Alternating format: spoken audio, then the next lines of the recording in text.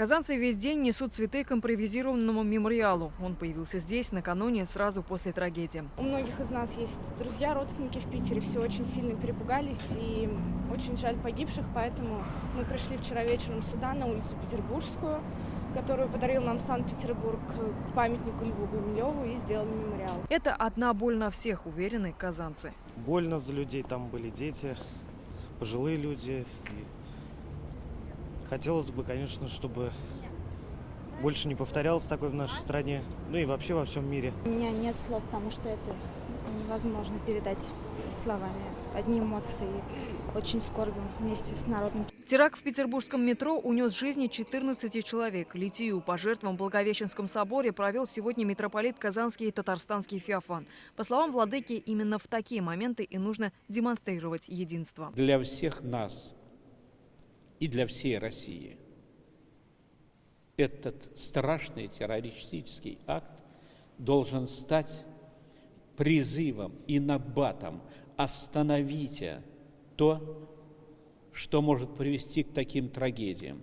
Остановите ненависть, остановите разделение, остановите вражду. Жертв страшной трагедии вспоминают и в мечетях. После полуденного намаза мусульмане совершили дуа. Муфти Татарстана также призвал общество к объединению и подчеркнул, что не стоит искать в этом исламский след. Мы уже видели повальное обвинение мусульман, что нашли какого-то бородатого или в тюбетейке. Он сразу же пришел, сказал, что я никакого отношения не имею. В исламе нет места терроризму, и не нужно на это нажимать.